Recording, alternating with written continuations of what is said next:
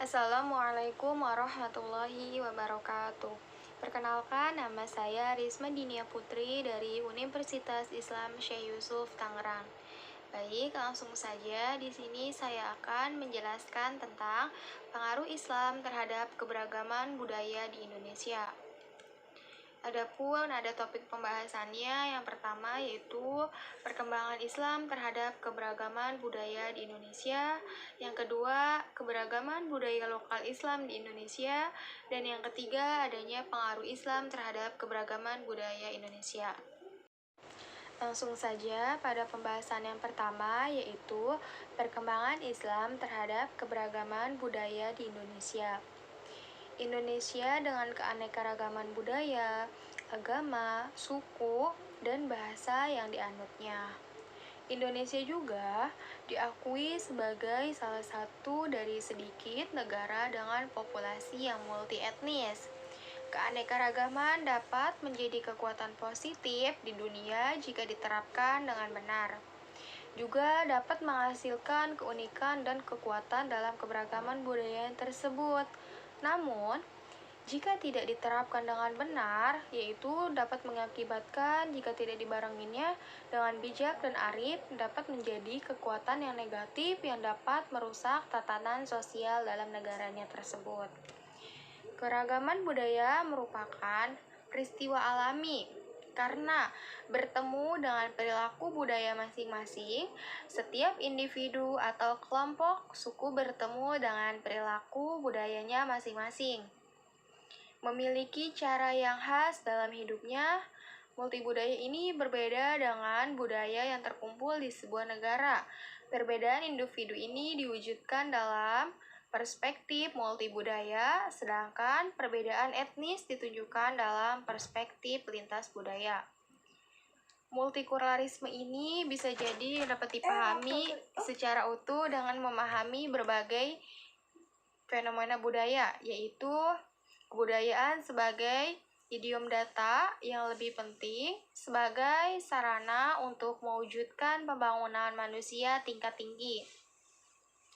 Adapun Indonesia yaitu sebagai sebuah negara yang multikultural dengan mayoritas penduduk muslim terbesar di dunia dan memiliki keberagaman etnik, budaya, bahasa, dan agama juga menjadi masalah untuk terwujudnya keharmonisan dan kenyamanan beragama.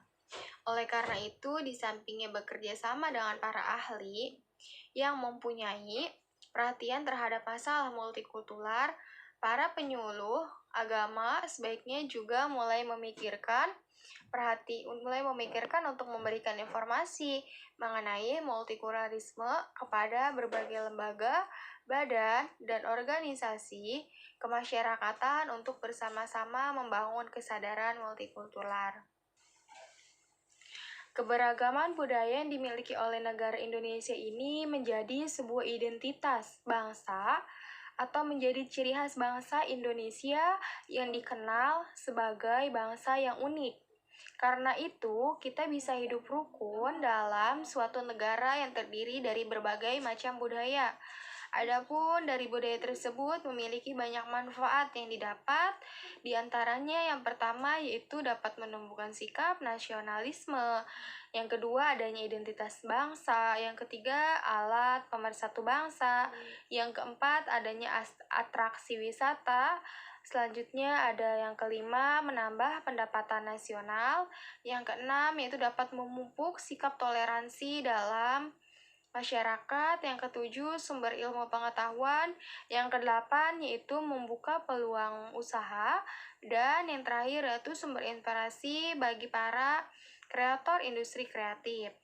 Budaya Indonesia ini disebutkan bahwa kebudayaan yang menyangkut antara lain pertunjukan, busana, arsitektur, olahraga, seni musik, kuliner, perfilman, dan kesastraan.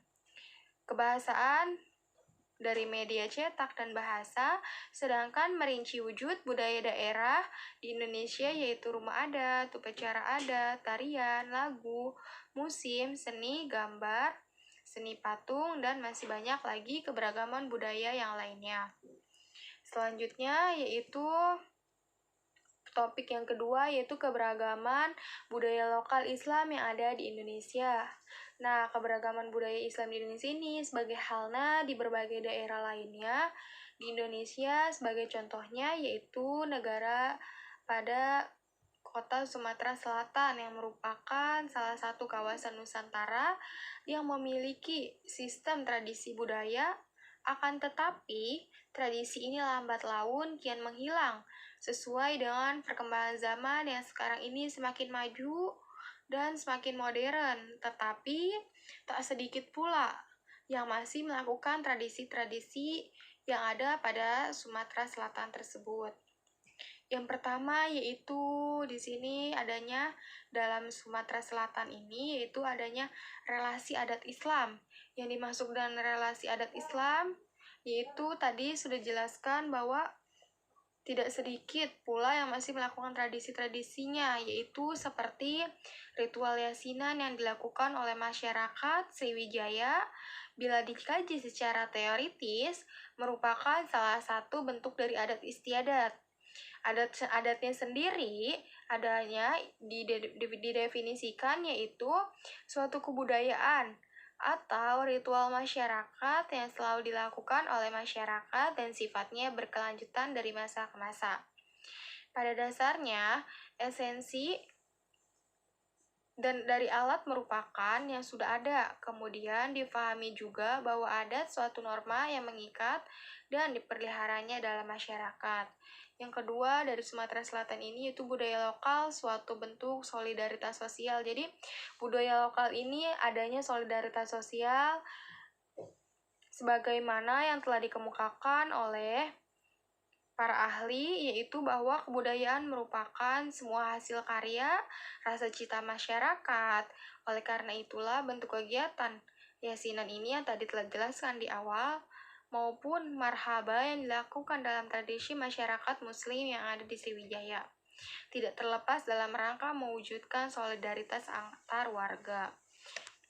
Selanjutnya yaitu yang ketiga, pembahasan yang ketiga yaitu pengaruh Islam terhadap keberagaman budaya di Indonesia. Nah, pengaruh Islam terhadap keberagaman budaya ini yaitu dengan berfokus pada konsep Islam di Nusantara atau IN yang merupakan budaya Islam, nilai-nilai Islam, teologi pemikiran, dan praktik Islam yang diilhami oleh Qot'i juga dianggap sebagai ajaran Islam lokal Arab.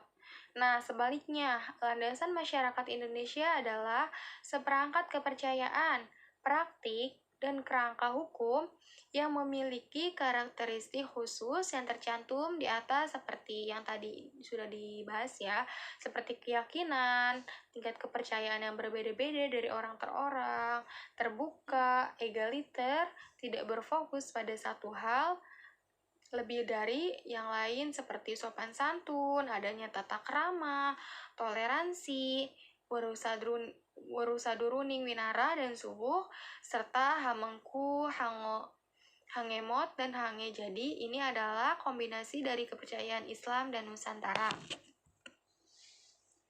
Adapun adanya ungkapan yang menunjukkan adanya keseimbangan antar kebudayaan ini ada 13 macam.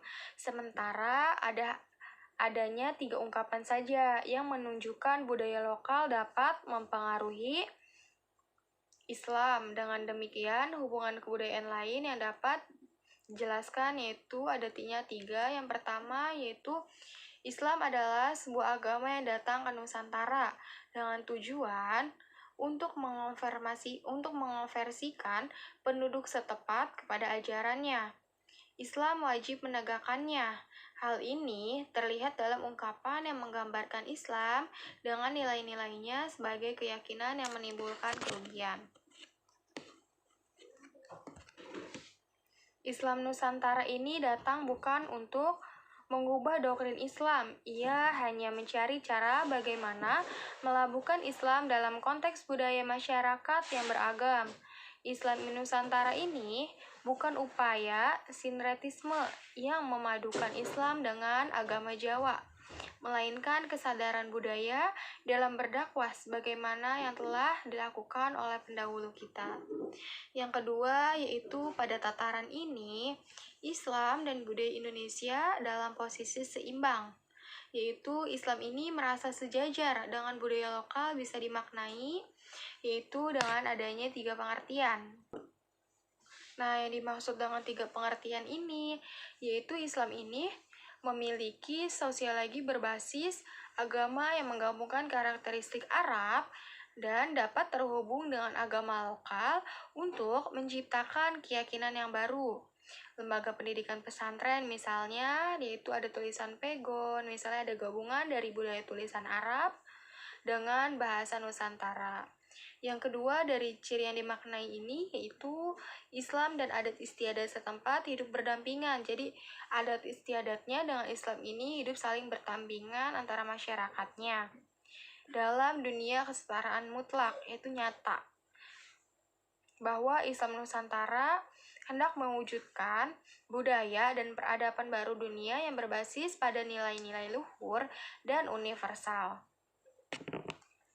Nah, yang terakhir dari pengaruh Islam ini terhadap budaya lokal yaitu yang ketiga, Islam adalah fokus utama agama lokal, budaya Indonesia sebagai tuan rumah yang aktif untuk mengupayakan, mengayomi, dan mengintegrasikan Islam sehingga menegakkan kebenaran. Hal ini menunjukkan bahwa ketika Islam masuk ke masyarakat lokal, ia ditempatkan pada posisi yang tepat agar tidak mengganggu keyakinan fundamental Nusantara. Jadi Islam ini akan ditempatkan pada tempat-tempat yang tertentu atau pada budaya-budaya lokal yang dapat adanya tempat Islam ini tersebut. Misalnya, nih Islam hanya diperbolehi memasukkan kamar tidur utama sementara meninggalkan kamar tidur sekunder tanpa pengawasannya. Mungkin itu saja yang dapat saya sampaikan. Terima kasih, semoga bermanfaat. Wassalamualaikum warahmatullahi wabarakatuh.